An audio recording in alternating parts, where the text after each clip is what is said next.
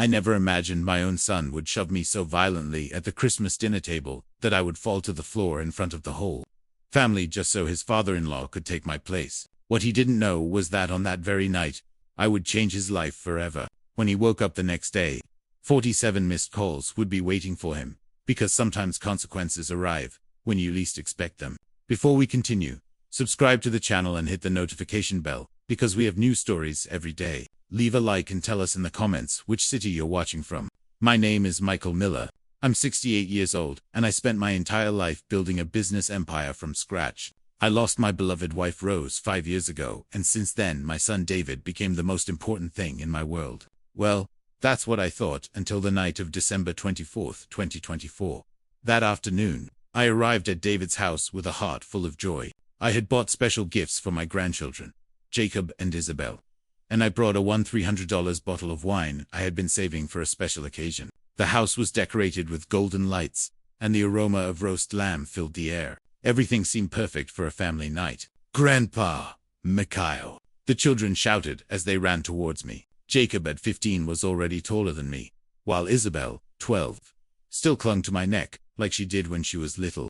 Their sincere hugs were the only moment of genuine happiness I would experience that night. Teresa, my daughter-in-law, greeted me with a forced smile. There was always something in her eyes that made me uncomfortable, as if she measured every word I said. "Hi, Michael. So glad you got here early."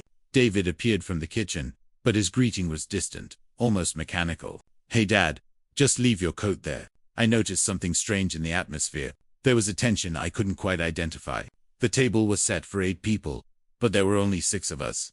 David, Teresa, the kids, me, and we were waiting for someone else. "Is someone else coming?" I asked, looking at the extra place setting. "Yes, my father will be here in a moment," Teresa answered with a smile that didn't reach her eyes. She was referring to Anthony Moore, a 72-year-old businessman who had always been my silent competitor in the business world. When Anthony arrived, everything changed. David completely transformed, becoming helpful and attentive in a way I had never seen with me. "Mr. Moore, what a pleasure to have you here. Come in, come in." I thought it was strange, but I decided to ignore it. After all, it was Christmas, and I wanted to enjoy it with my family. We sat down at the table, and I took my usual spot, the one that had always been mine, at family celebrations. At the head of the table next to David, I had sat in that seat for years, ever since Rose passed away and family dinners moved to my son's house. But as Anthony approached, David looked at me with an expression I will never forget. Cold, calculating, ruthless. "Dad, I need you to get up from there." "What?" I asked, confused. "Why, that seat is for Mr. Moore. He's the guest of honor." I felt like I had been slapped across the face. "David's son, I've always sat here. It's my place in this family." The tension was so thick you could cut it with a knife. Teresa was looking down, uncomfortable. The kids had stopped talking. Anthony stood there watching the scene with a mix of awkwardness and satisfaction. "Dad, don't make this difficult. Move, I don't understand." "David, what's going on here?" That's when it happened. David walked over to me, put his hands on my shoulders, and pushed me with such force that I lost my balance. My 68-year-old body couldn't handle the force, and I crashed heavily to the floor in front of the entire family. The silence that followed was deafening. The children screamed my name. Teresa brought her hands to her mouth. Anthony remained motionless, but I saw something in his eyes that chilled me to the bone. Satisfaction. From the floor, hurt and humiliated, I heard the words that would change everything forever. "This seat belongs to my father-in-law. Get out." In that moment, as I lay on the cold tile floor, something inside me broke. Not just my dignity, but something much deeper. The image I had of my son, the unconditional love I felt for him, crumbled like a house of cards. The kids held me up, their faces filled with confusion and pain. "Are you okay, Grandpa?" Isabel whispered with tears in her eyes. "I'm fine, sweetie," I lied, stroking her hair. But inside, a storm had begun to brew. David had already taken his seat at the table, as if nothing had happened. Anthony occupied my chair without a word. Teresa served dinner with nervous movements, avoiding my gaze. I sat in a side chair, like a second-class guest, in what used to be my own family. During the entire dinner, I watched how David spoke to Anthony with a respect he had never shown me. I watched how Teresa hung on every word of the man who now sat in my place. I watched how my grandchildren looked at me with sadness, unable to understand why their father had humiliated their grandfather. And as I watched, I made a decision that would change our lives forever. The dinner proceeded in a tense atmosphere that felt as thick as smoke. Every bite tasted like betrayal. Every laugh shared between David and Anthony pierced my soul like sharp daggers. My grandkids tried to fill the silence with innocent comments about their schoolwork, but even they could sense that something fundamental had changed in our family dynamic. Jacob got straight A's this semester, I commented, trying to reclaim some normalcy amidst the emotional chaos boiling inside me. Oh, right, David replied without even looking at me, completely focused on cutting the meat he was serving to Anthony. Mr. Formore, is the lamb cooked to your liking? It was as if I had become invisible. For 42 years, I had raised this man. I had taught him values, principles, given him everything I had and more, and now he was treating me like an annoying stranger at his own table. When we finished dinner, I excused myself discreetly. I'm just going to the restroom for a moment. No one replied. They didn't even look up from their glasses of brandy and their business conversations, in which I, the man who had built the family company from nothing, was not included.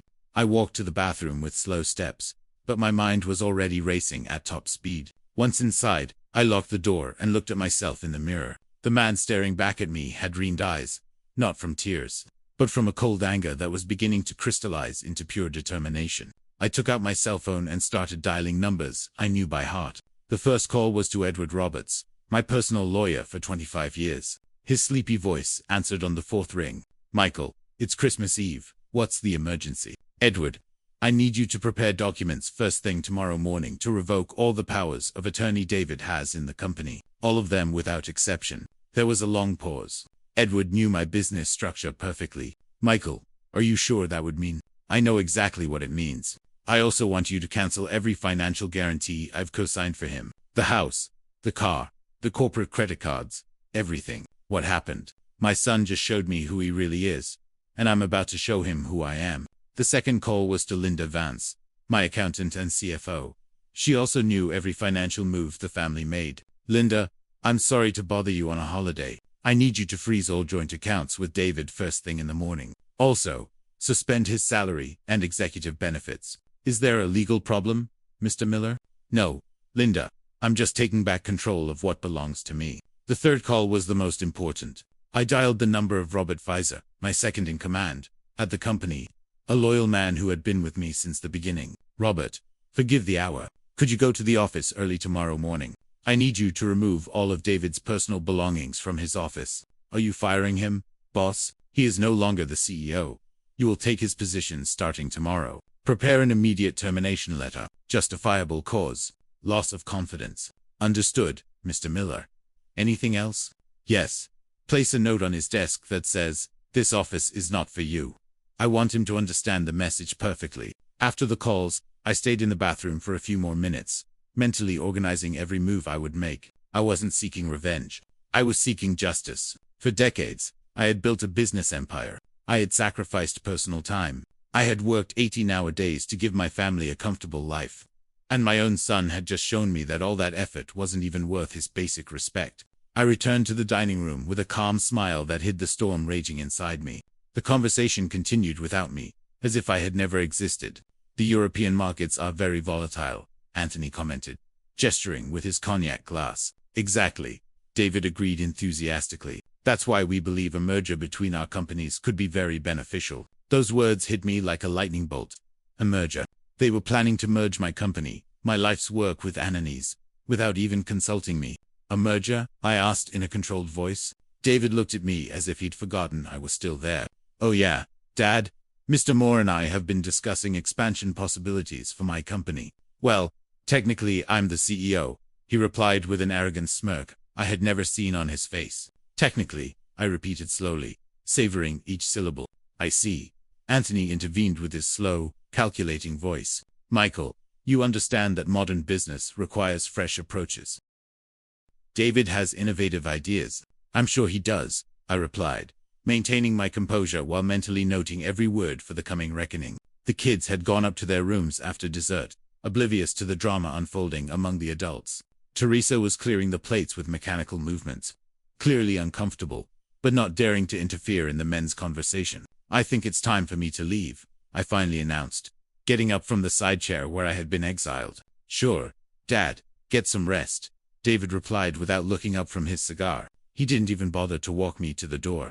It was Jacob who came running down the stairs when he heard I was leaving. "Are you leaving already, Grandpa? I thought you were staying later like you always do." "No, kiddo. I have important things to do tonight." "Are you upset about what happened at dinner?" My grandson's question pierced my heart. Even a teenager had sensed the injustice of the situation. "I'm not upset, Jacob. I'm disappointed. But sometimes disappointments teach us important truths." "I don't understand." "You will soon, son. I love you very much. Always remember that."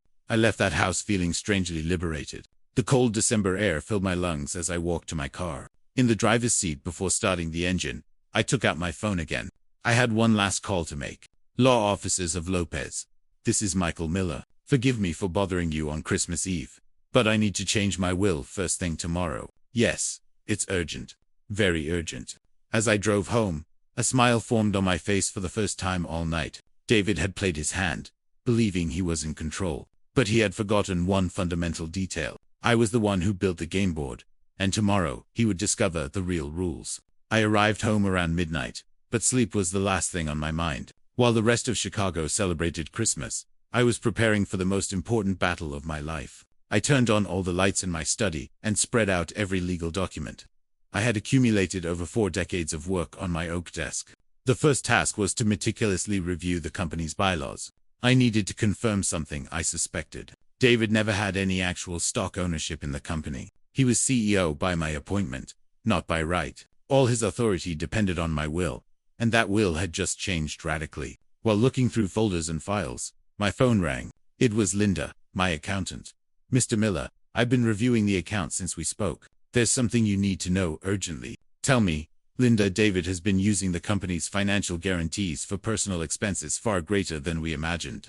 The apartment where he lives has a $600,000 mortgage co-signed by you. His sports car, $120,000. The corporate credit cards. Mr. Miller, he owes over $200,000 in personal purchases." The information hit me like an anvil. "Is he behind on any payments?" "Several. Without your guarantees, he will be in immediate default. The banks will begin foreclosure and repossession procedures tomorrow morning. If the guarantees are gone, perfect. Cancel all the guarantees at dawn." "Are you absolutely sure this will ruin his financial situation?" "Linda, my son, just ruined something much more valuable. Our relationship. Now he will learn about consequences." After hanging up, I continued reviewing documents until I found what I was looking for. David's employment contracts.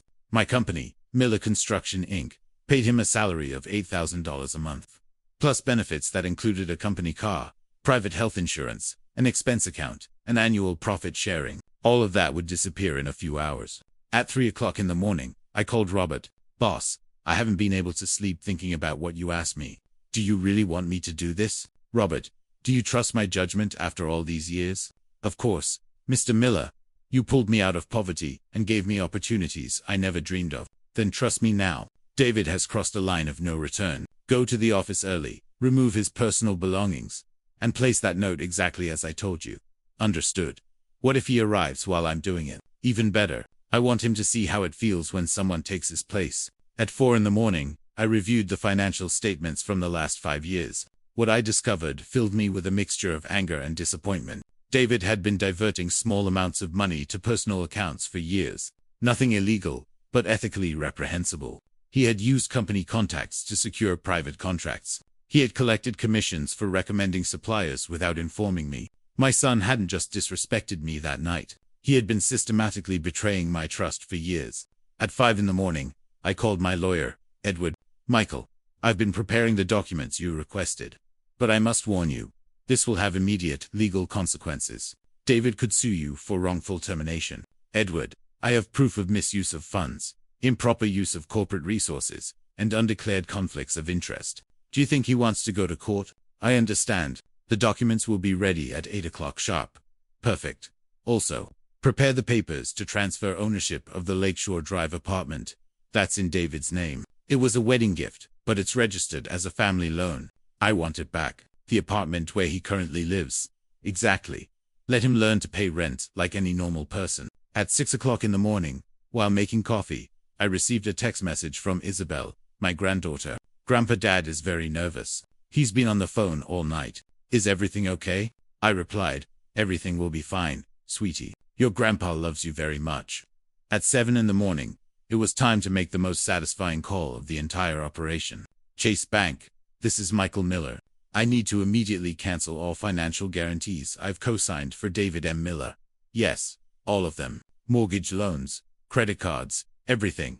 Mr. Miller, that will mean the payments will be called in immediately against the primary debtor. I'm perfectly aware.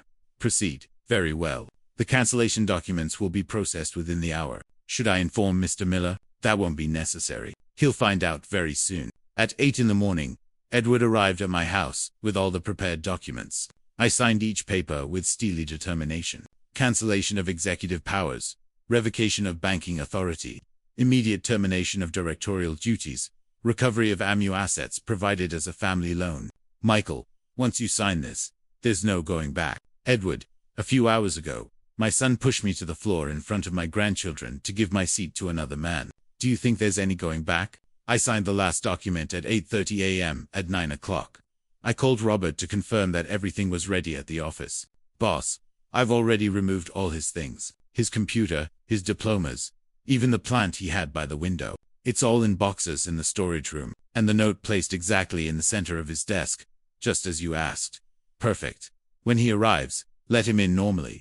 Don't explain anything. Let him discover the situation for himself. At 9:30, I received confirmation from Linda. Mr. Miller, all guarantees have been officially cancelled. The banks will begin execution proceedings, starting at 1000 a.m. at 5 minutes to 10. I put on my best suit. Today was no ordinary day. It was the day David M. Miller would discover what the word consequences truly meant. I poured myself one last cup of coffee and watched the sunrise from my study window. After a sleepless night, I felt strangely energized. There was no trace of the sadness or pain from a few hours before, only a crystal clear clarity about what needed to be done. My phone was on silent, but I could see the notifications piling up on the screen. Messages, missed calls, emails. The storm had begun. David was about to wake up to the worst day of his life, and I would be waiting to see his reaction when he finally understood that actions have consequences, and that underestimating his father had been the costliest mistake of his existence. The war had begun, and I held all the weapons. David woke up that morning, December 25th, with a strange feeling in his stomach. It wasn't a hangover from the previous night's brandy, but something deeper. As if his subconscious had picked up on danger signals his conscious mind hadn't yet processed. Teresa was already up, mechanically making breakfast for the kids. The atmosphere in the house felt tense, charged with an invisible electricity that no one mentioned, but everyone felt. Did you sleep well? Teresa asked without looking at him. Focused on pouring orange juice. Not really, David replied, checking his phone. He had 3 missed calls from unknown numbers. Probably telemarketers, taking advantage of the holidays. What he didn't know was that, at that very moment, as he ate breakfast peacefully, several Chicago banks had already initiated their collateral recovery protocols. The banking systems had automatically processed the cancellation of the guarantees in the early hours of the morning. At 10:15 a.m., David received the first real call. Mr. Miller, this is Monica Castillo from Bank of America. We need you to contact us urgently regarding your mortgage. What's wrong? My mortgage is completely up to date. Sir, the primary guarantee on your loan was cancelled this morning. Without that guarantee, the loan is automatically in a state of immediate demand for payment. David felt a rush of ice-cold water. What guarantee? What are you talking about? The guarantee signed by Mr. Michael Miller. Without it, you must pay the full debt, or we will proceed with foreclosure. The call ended, and David stood there with the phone in his hand trying to process the information. Before he could fully react, it rang again. Mr. David Miller, Wells Fargo Risk Department. Your corporate line of credit has been suspended due to cancellation of guarantees. You must report to our offices immediately. He hung up and the phone immediately rang again. Citibank, your business credit card has been blocked. Another incoming call. Chase Bank, initiating preventive asset seizure proceedings. And another U.S. bank, immediate execution of. In 15 minutes, David received exactly 47 calls from different banks, insurance companies, car dealerships, and corporate suppliers. His financial world was crumbling in real time while he stood in his kitchen, still in his pajamas. Teresa watched the scene with growing horror. What is happening? David, why so many calls? I don't know, he mumbled. But deep down, a terrible suspicion was starting to form. His father's words from the night before echoed in his memory. Technically, I'm the CEO. At 11 a.m., He decided to go to the company immediately. He needed to understand what was happening. And more importantly, he needed access to corporate resources to handle this unexpected crisis. He drove his BMW 7 Series through the empty Christmas streets of Chicago, not knowing it would be one of the last times he'd be behind the wheel of that car. The dealership had already received orders to repossess it for non-payment of the lease. He arrived at the Miller Construction Building at 11:30. The security guard greeted him normally, showing no sign that anything had changed. David took the elevator to the 5th floor, where his CEO office was located. As he stepped out of the elevator, he noticed something strange. Robert Pfizer was in his office sitting behind his desk, reviewing documents that clearly belonged to the executive files. "Robert, what are you doing in my office?" Robert looked up with an expression that was uncomfortable but firm. "Good morning, David. This isn't your office anymore." "What do you mean, it's not my office? What are you talking about?" "Read the letter on the desk." David walked over and saw it placed exactly in the center of the wooden surface. A handwritten note in his father's unmistakable script. "This office is not for you." The words hit him like physical blows. It was the same phrase he had used the night before that now turned against him. He felt his knees go weak. "Robert, this has to be a joke." "It's not a joke, David. Mr. Miller appointed me CEO this morning. You have 5 minutes to collect your personal items from the storage room and leave the building." "This is impossible. I am the CEO. I've spent years building this company with my father." "Not anymore, David. The termination papers are officially filed. Justifiable cause, loss of confidence, and conflict of interest." David felt the world spin around him. He pulled out his phone to call his father, but before he could dial, Robert handed him a sealed envelope. "Mr. Miller asked me to give you this." With trembling hands, David opened the envelope. Inside was a typed letter on company letterhead. "David, the consequences of our actions sometimes arrive when we least expect them. Last night you showed me that my place in your life no longer exists. Today I am showing you that your place in my company doesn't either. You have until noon to vacate any property that is in my name, the Lakeshore Drive apartment, the car, everything. You will learn to live on your own resources, as you should have years ago. Do not look for me. Do not call me. Do not try to use intermediaries. This decision is final and irrevocable. Your father, who no longer recognizes you, Michael Miller." David read the letter 3 times before the words fully penetrated his understanding. It wasn't just the job. It was everything. His home, his car, his lifestyle, his financial security. It had all vanished in a single morning. "Robert, you have to help me. You've known my father for years. This is just some temporary madness." "David, I saw what you did to him last night. My own wife was disgusted when I told her. Mr. Miller is the fairest man I know, but also the most determined. When he makes a decision, there's no going back. But I'm his son, his only son. You were his son. Last night, you chose to be something else." David walked out of the corporate building like a sleepwalker. In the parking lot, he found a tow truck hooking up his BMW. The driver showed him a court order for repossession due to non-payment. Wait. There must be a mistake."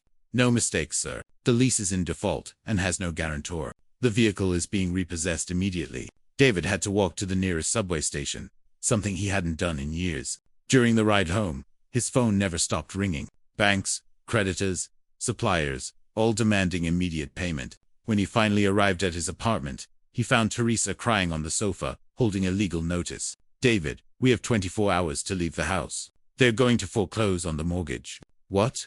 "Your father canceled all the guarantees. We owe $600,000 that we don't have."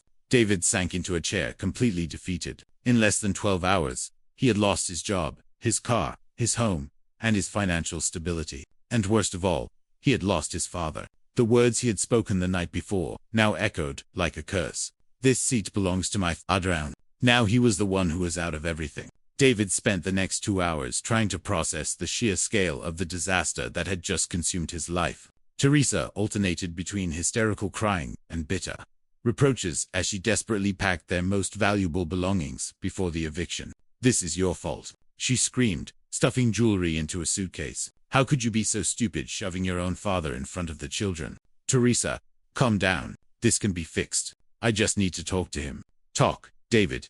They've taken everything from us. The house, the car, your job. What are we going to tell my parents?" That question hit David like a slap. Anthony Moore, his father-in-law, had been an eyewitness to the humiliation he had inflicted on Michael. If there was one thing Anthony valued above all else, it was family respect and patriarchal dignity. David picked up his phone with trembling hands and dialed his father-in-law's number. He needed support, an ally, someone to intercede for him. Anthony, it's David. I need to talk to you urgently. The voice that answered was as cold as winter ice. David, I was expecting your call. Anthony, something terrible has happened. My father has lost his mind. He's taken everything from me over a meaningless family argument. I need your help. There was a long, blood-chilling silence. A meaningless argument. David, did you hear what you just said? Well, it was just a misunderstanding. You know how these things are between fathers and sons. No, David, I don't know, because I would never have disrespected my father the way you disrespected yours last night. David felt panic begin to grip him. Anthony, please. Teresa and the children need stability. I know you can understand. What I understand perfectly is that I witnessed a 42-year-old man publicly humiliate the father who gave him everything. I saw you push Michael to the floor to give me a seat that I never asked for nor wanted. I thought you would appreciate the gesture of respect. Respect, David. You don't build respect by disrespecting others, especially not your own father. David could hear the growing contempt in Anani's voice. His last resort was vanishing before his eyes. Anthony, we're family. Teresa is your daughter. The kids are your grandchildren. Exactly. And for that very reason, I cannot allow my grandchildren to grow up thinking that kind of behavior is acceptable. Teresa and the children will always have my support. But you, David, have shown that you are someone who cannot be trusted. What do you mean? I mean that any man capable of betraying his own father is capable of betraying anyone. There will be no financial support from me, no job in my companies, no shelter in my home. David felt his legs give way. You can't be serious. I have never been more serious in my life. Furthermore, I have decided to contact Michael to offer him a personal apology for having been an unwilling witness to your deplorable behavior. You're going to apologize to him? Of course, a man of his caliber did not deserve that humiliation, especially in front of his family, and I'm also going to offer him a business partnership. Anani's words struck David like hammer blows. Not only had he lost his father-in-law's support, but now Anthony was aligning himself directly with his father. Anthony, please reconsider. I have reconsidered, David, and my conclusion is clear. Michael Miller is the kind of man I want to do business with. You are not. The line went dead, leaving David with a silent phone in his hand. Teresa had heard the entire conversation from the doorway. All the color had drained from her face. My father isn't going to help us, she whispered. No. What are we going to do, David? Where are we going to live? The kids have school. I have my job. I don't know. Teresa, I just don't know. At that moment, Jacob and Isabel came down the stairs, alerted by the raised voices and the chaos of suitcases and boxes all over the house. What's going on? Jacob asked, with the worry of a teenager who senses his world is changing. Why is Mom crying? Isabel added in a small voice. David looked at his children and felt a pang of shame, deeper than anything he had experienced so far. How is he going to explain to them that, because of his pride and stupidity, their entire family's stability had disappeared? Kids, we need to talk. Teresa began, her voice breaking. Is it because of what happened last night with Grandpa? Jacob asked directly. The question showed that even the teenagers had understood the gravity of what happened better than David himself. Yes, son, it is. Dad, why did you push Grandpa? Isabel asked, tears in her eyes. He looked so sad. David couldn't answer. The words were stuck in his throat. Grandpa loves us so much, Isabel continued. He always brings us gifts and tells us stories. Why were you mean to him? I thought you thought what, Dad? Jacob insisted. Because it looked like you hated him. I don't hate your grandfather, but you treated him like you did. Jacob retorted, with a maturity that broke his heart. And now he must hate us, too. No, son. He loves you. He would never hurt you. Then why can't we stay in our house? Why is Mum packing everything? David sank onto the sofa, utterly defeated. His own children were judging him, and they were right to do so. Because Dad made a very big mistake, he finally admitted. A mistake that's going to change our lives. Can you say sorry to Grandpa? Isabel asked, with the innocence of a child who still believes adult problems can be solved with a sincere apology. It's too late for that. Sweetie. Teresa came over and sat next to him. For the first time all day, her voice held not reproach, but a deep sadness. David, I need you to understand something. The kids and I are moving in with my parents. What? I can't stay with you after this. I can't be with someone who is capable of humiliating his own father like that. Teresa, we're a family. No, David. A family is built on respect and values. You proved last night that you have neither. David looked at his wife, his children, the suitcases, the eviction notice on the table. In 24 hours, he had destroyed his entire life over a moment of stupid arrogance. And the worst part was his father was right. He had brought this all on himself. The consequences had arrived, and they were far more devastating than he could have ever imagined. The afternoon of December 25th became the longest and most painful of David's life. While Teresa meticulously packed the children's belongings, he desperately tried to find a solution to his catastrophic financial situation. His bank accounts had been preventively frozen due to outstanding debts. His primary credit card was blocked. The ATM denied him even the $50 he tried to withdraw from his personal account. He had only $300 cash in his wallet, all that was left of his former financial life. "Where are you going to sleep tonight?" Teresa asked him as she closed the last of the kids' suitcases. "I don't know. Maybe some cheap hotel, until I can get myself together." "David, look at me." Teresa stopped and confronted him directly. "Do you really think you can get yourself together after this? Your father is not someone who acts on impulse. This was calculated to be permanent. He's my father, Teresa. Eventually, he'll have to forgive me, like you forgave him when he made mistakes." "Oh, wait, he never made mistakes with you. He was always perfect, generous, understanding, and this is how you repay him." Teresa's words cut deeper than any external reproach, because they held an undeniable truth. Michael had been an exemplary father, and David had responded with ingratitude and contempt. At 6 p.m., the moving truck Teresa had hired arrived to transport their belongings to her parents' house. The children watched their toys and furniture being moved with a quiet sadness that was heartbreaking. "Is Dad coming with us?" Isabel asked as they loaded her pink bicycle. "No, sweetie. Dad has to fix some problems first." "When is he going to fix them?" Teresa looked at David with an expression that held years of accumulated disappointment. "We don't know, Isabel." Jacob, more direct, like a typical teenager's, confronted his father bluntly. "Dad, are you going to be homeless because of what you did to Grandpa?" It's more complicated than that." "Son, doesn't seem complicated to me. You were mean to him, and now he's being mean to you. It's like at school, if you hit someone, you get punished." The brutal simplicity of Jacob's observation showed that even a teenager understood the logic of cause and effect better than David had understood the consequences of his actions. At 7:00 p.m., Teresa finished loading all of her and the children's things.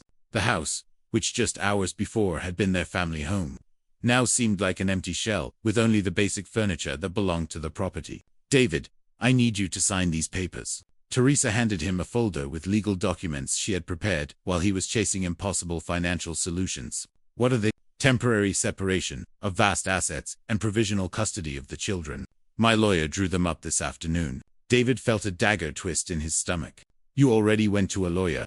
"Of course. Did you think I was going to wait around and see how far you'd fall? I have to protect the children." "Teresa, this is extreme.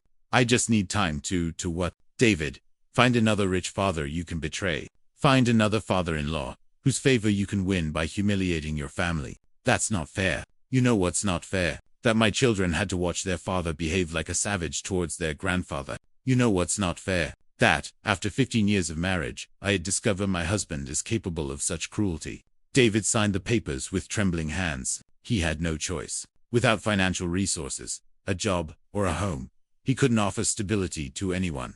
"The children can visit you on weekends when you have a suitable place to host them," Teresa informed him as she put the signed documents away. "When will that be?" "When you prove you're a trustworthy person again, if you ever manage that." At 8 p.m., David found himself alone in an empty house that was no longer his, with $300 in cash and a suitcase of basic clothes. The rest of his belongings were in boxes in the company storage room under Robert's custody. He walked out onto the street and wandered aimlessly through the Christmas-lit avenues of Chicago. Families strolled happily. Children ran with new toys. Couples hugged against the winter cold. Everyone seemed to have a home to return to, except him. He found a cheap hotel near Union Station, where he could pay for a room for 3 nights for $200. He had $100 left for food and transport.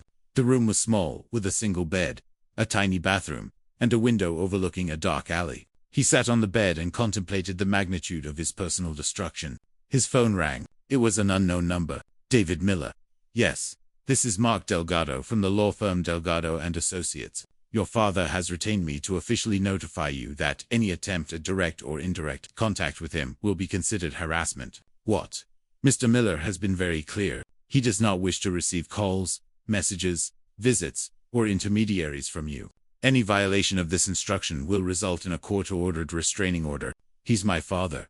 Mr. Miller, legally, Mr. Michael Miller, has the right to decide who he maintains a relationship with. His decision is final. The call ended, leaving David with the final understanding that his father had not only punished him financially, but had completely cut off any possibility of reconciliation.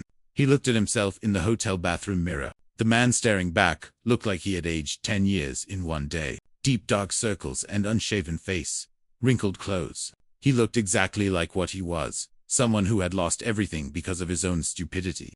That night, trying to sleep in an unfamiliar bed, David reflected on the 24 hours that had completely changed his existence. Just 2 days ago, he was the CEO of a thriving company, lived in a luxury apartment, drove a sports car, had a stable family, and the respect of his community. Now he was a man with no home, no job, no family, no resources, and no foreseeable future. And all for a moment of arrogance that lasted less than 30 seconds. The words he had spoken echoed in his mind like a curse. This seat belongs to my father-in-law. Get out. Now he was the one who was out of everything. 3 days after the Christmas disaster, as David tried to process his new reality in the tiny hotel room, he received an unexpected call that completely changed his perspective. Dad, it was Jacob's voice, trembling and emotional. Son, how are you? How did you get my number? I'm using Mum's phone. Dad, I need to tell you something important. Grandpa came to see us. David's heart raced. Michael went to your maternal grandparents' house. Yeah, yesterday afternoon. Mom wasn't there. She'd gone out shopping. Grandpa Anthony welcomed him into the main living room like he was a very important guest. What happened, Dad? I'd never seen Grandpa Michael look so sad, but he also looked different, stronger. You know, like when he makes big decisions at his company. David closed his eyes, imagining the scene, his father handling the situation with the dignity that had always defined him. Go on, son. He asked Isabel and me to sit with him. He explained that what happened with you had nothing to do with us, that he loved us just the same as always. What else did he say? He said that sometimes adults make decisions that have very serious consequences, but that grandchildren aren't responsible for their parents' choices. Michael's words showed the kind of man he was. Even in his pain and disappointment, he was protecting the children from being dragged into the adult conflict. Isabel asked him if he was mad at us. Jacob continued, and he told her he could never be mad at us because we hadn't done anything wrong. How did your mom react when she got back? She got really nervous.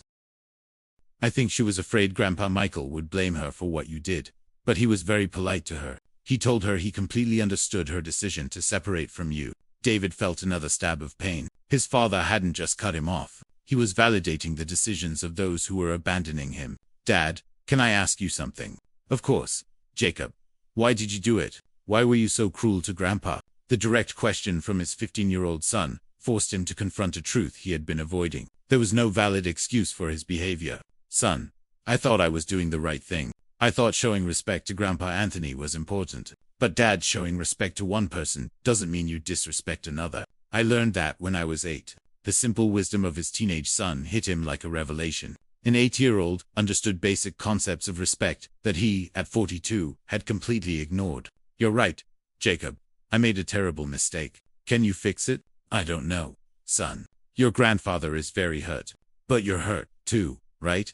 Mom says you lost your job and the house.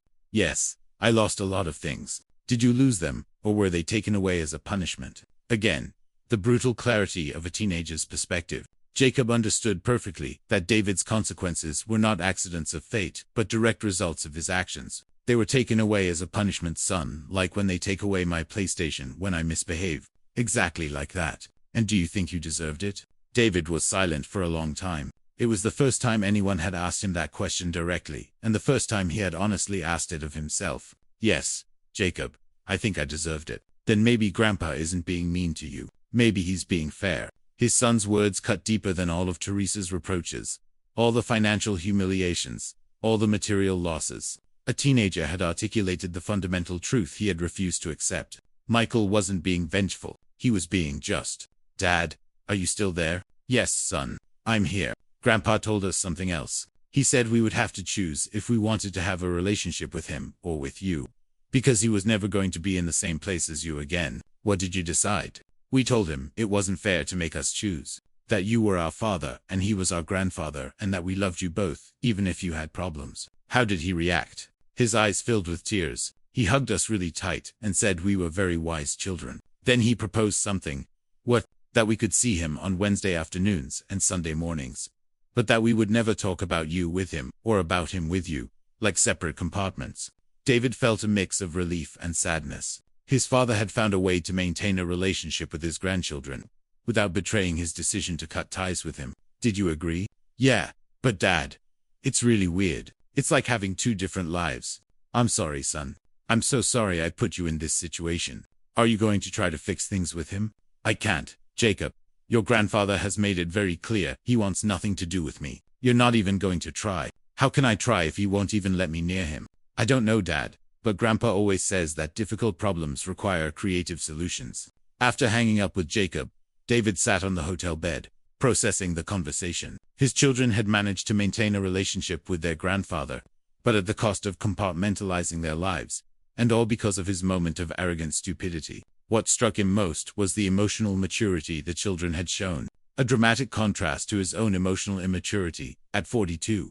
That afternoon, walking the streets of Chicago, looking for job postings on his phone, David began to understand something fundamental. It wasn't just about getting back what he had lost. It was about becoming a person who deserved to get it back, and that he realized might be the most difficult challenge of his life, because it was much easier to get back a job, a house, or a car, than to regain the respect of a man you had completely betrayed, especially when that man was your own father. And he had every reason in the world not to give you a second chance.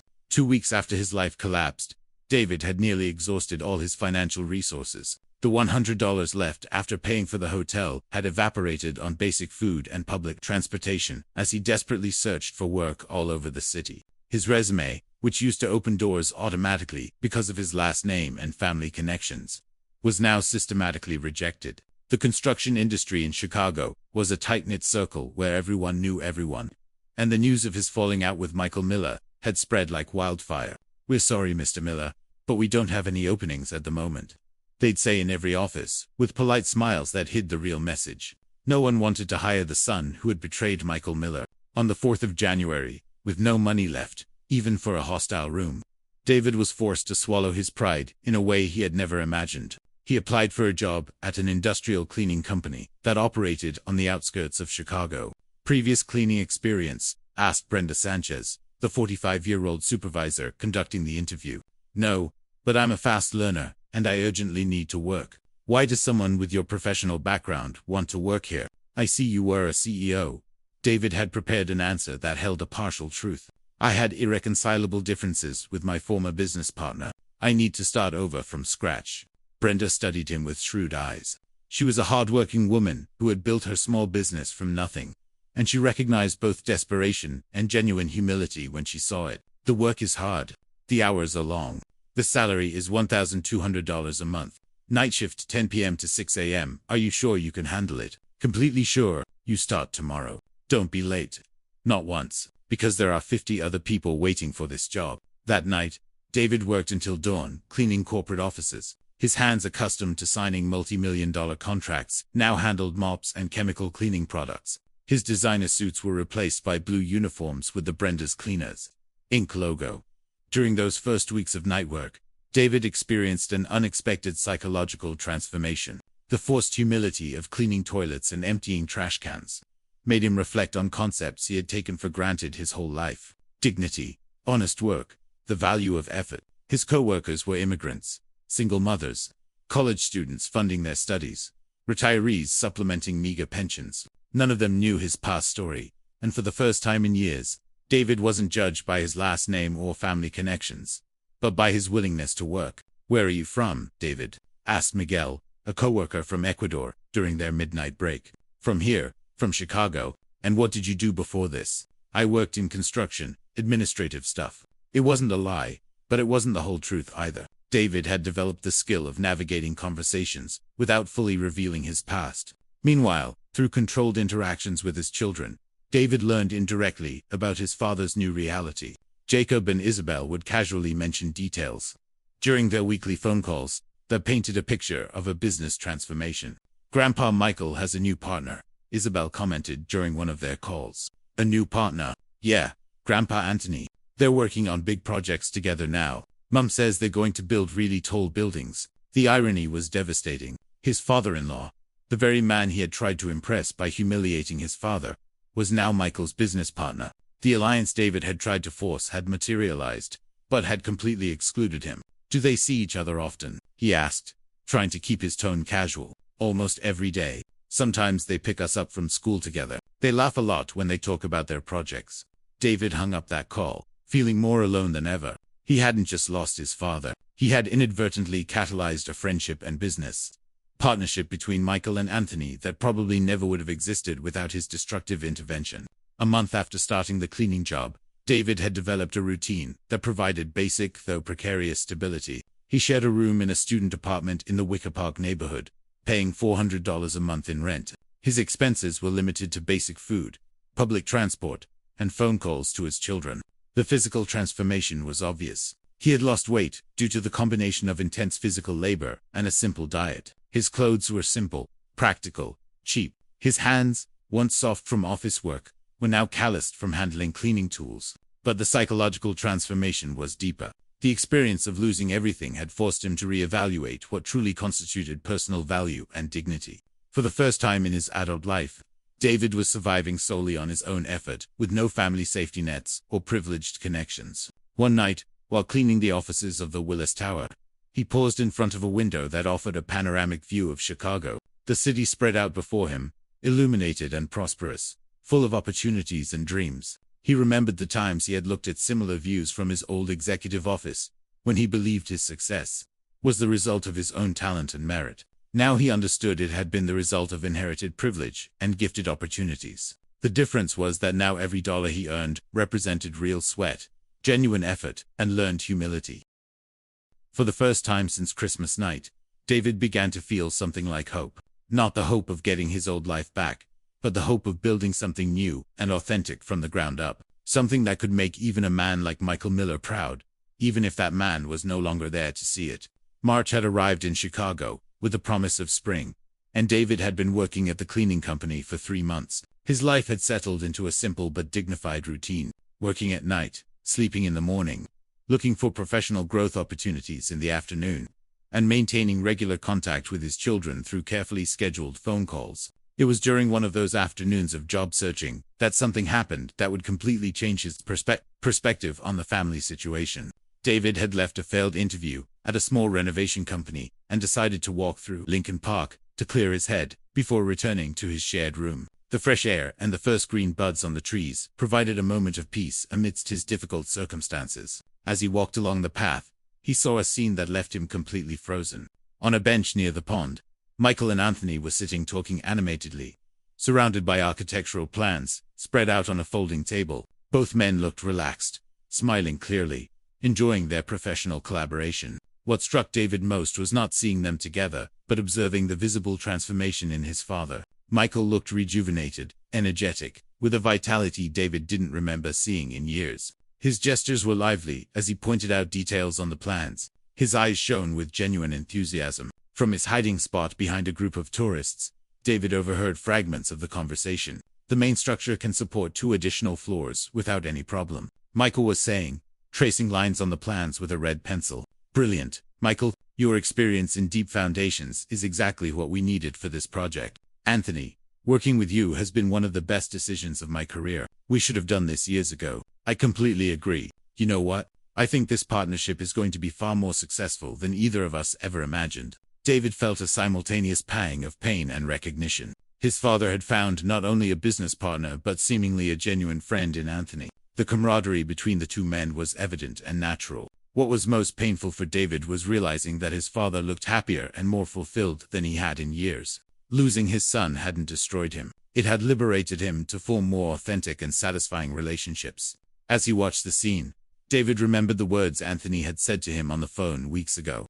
"Michael Miller is the kind of man I want to do business with." Now he understood the full meaning of that statement. It wasn't just about professional competition or financial convenience. It was about mutual respect between men of similar integrity. "How are the grandkids?" Anthony asked as he rolled up one of the plans. "Jacob and Isabel are extraordinary, smart, resilient, mature for their age. They've handled this whole family situation with a wisdom that amazes me. That's the result of the upbringing You gave them all these years.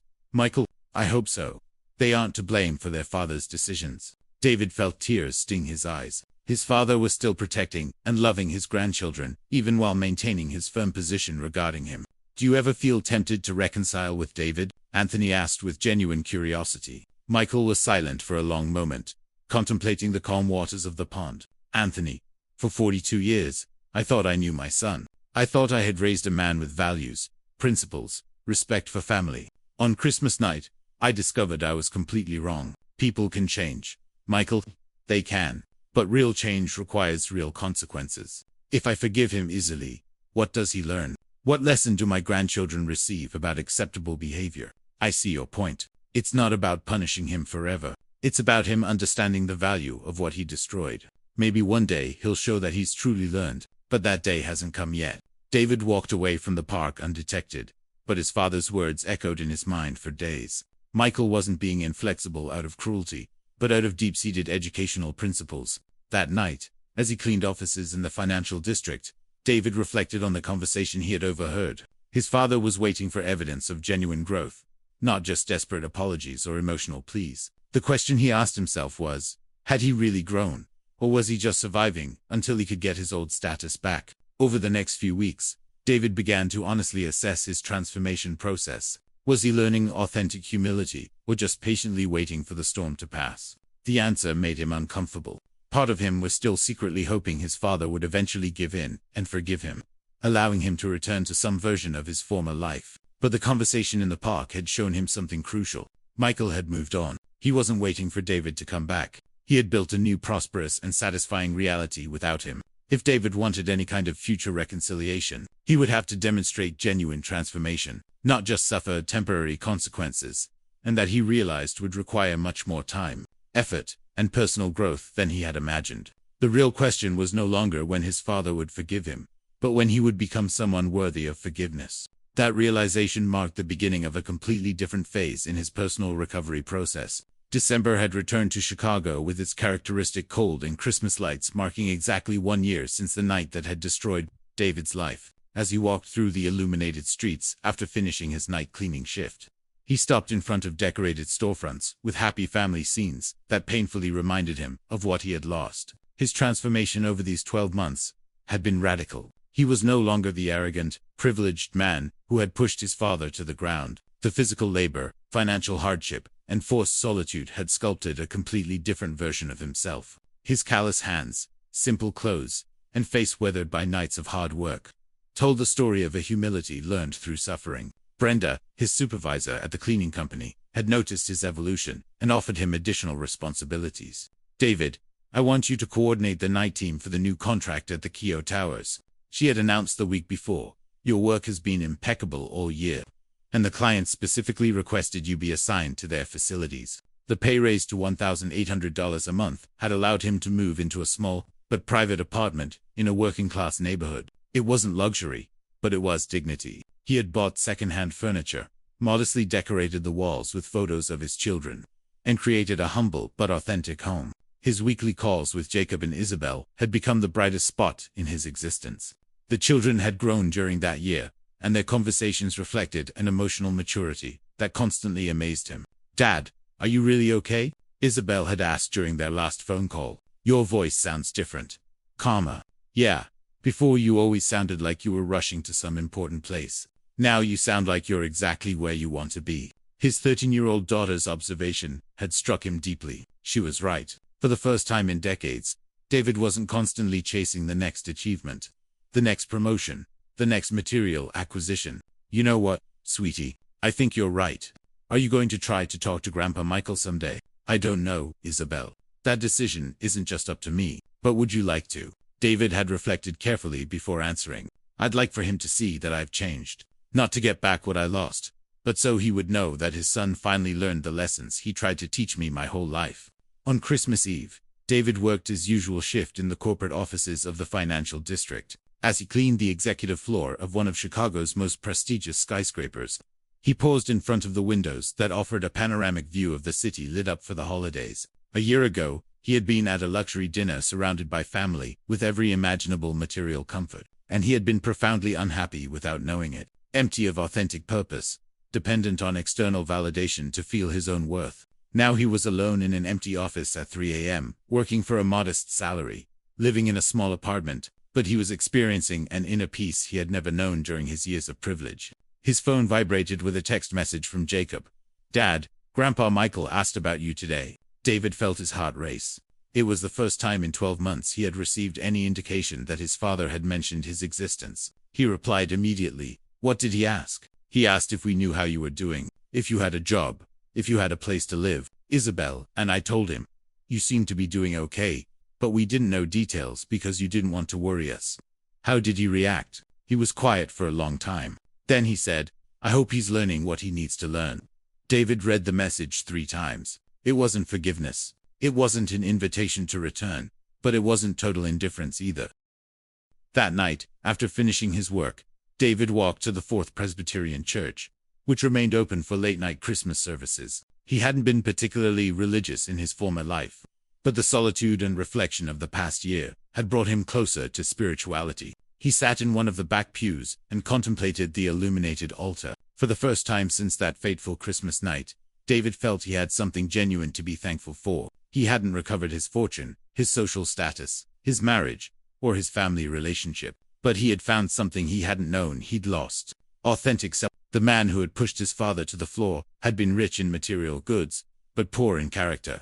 The man who now cleaned offices at night had lost the possessions but gained personal dignity. As he left the church at dawn, David made a decision he had been considering for weeks. He would not try to contact his father directly, respecting the established legal boundaries, but he would write a letter. Not a letter asking for forgiveness or pleading for reconciliation, but a letter of gratitude, thanking him for the lessons learned, acknowledging the justice of the consequences he received, and informing him of the personal growth he had achieved. A letter that Michael could read or ignore, but that David needed to write to complete his process of inner transformation, because he had learned that true maturity wasn't about getting what you want, but about becoming who you are meant to be. And for the first time in his adult life, David was proud of who he was becoming. The letter David wrote during the early hours of Christmas Day became the most important document of his life. It wasn't written impulsively, but after days of careful reflection, multiple drafts, and a brutal honesty with himself that he had never experienced before. He sat at the small table in his apartment, surrounded by the Christmas silence of a working-class neighborhood, with a cup of cheap coffee and simple paper bought from the corner store. "Dear Dad," he began, and then crossed out the words. After 12 months, he no longer had an automatic right to that familiarity. "Dear Michael," he finally wrote, "I know I have no right to address you, and I completely respect your decision not to have contact with me. This letter does not seek a response or reconciliation. I simply need to tell you a few things I've learned during this year that changed my life forever." And David wrote for 4 hours, detailing not his suffering or losses, but his process of inner growth. He described his night job not as a humiliation, but as an education in the dignity of labor. He explained his modest apartment, not as a punishment, but as learning self-sufficiency. "For 42 years, I believed I deserved everything I had, because I was your son. Now I understand that I deserve nothing simply for being born with privilege. Respect is earned through actions, not last names. Dignity is built with character, not bank accounts." He described how he had observed his business partnership with Anthony from a distance, and how he had understood that his father had found the authentic collaboration that he had never known how to offer. "Seeing you work with Anthony taught me something fundamental. You didn't need a CEO son. You needed a partner who respected you. And I was never able to be that, because I was too busy feeling entitled to everything, without having truly contributed anything." The hardest part to write was the full acknowledgement of his behavior that Christmas night. "There is no excuse for what I did. Pushing you to the floor in front of your grandchildren was the most cowardly and cruel act of my life. It wasn't a mistake. It was a conscious choice to prioritize my social image over your dignity. It was pure betrayal, and it deserved exactly the consequences I received." David wrote about his children, about how he had learned to value their weekly phone calls more than any previous professional achievement. "Jacob and Isabel have taught me more about emotional maturity in these 12 months than I taught them in their entire childhood. Their ability to maintain love for both of us, despite my destructive behavior, demonstrates the upbringing you gave them for years, when I was too busy with my own ego to appreciate it." Towards the end of the letter, David addressed the future without pleas or expectations. "I am not writing to you expecting forgiveness. Forgiveness is something that must be earned through years of consistent behavior, not pretty words on paper.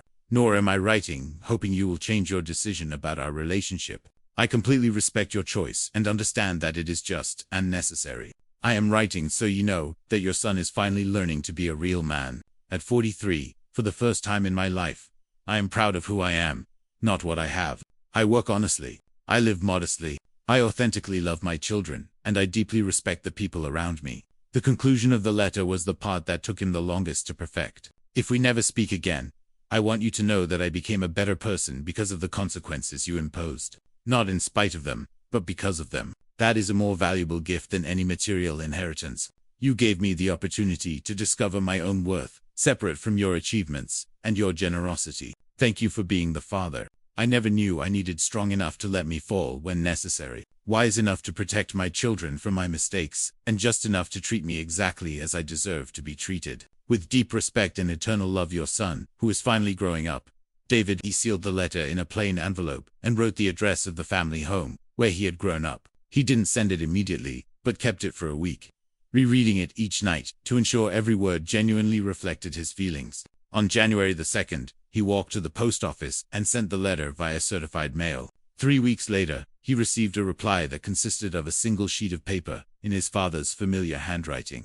David, I received your letter and have read it several times. I am glad to know that you are well and that you are growing as a person. That growth is exactly what I had hoped would happen. I am not ready to resume a personal relationship, and perhaps I never will be.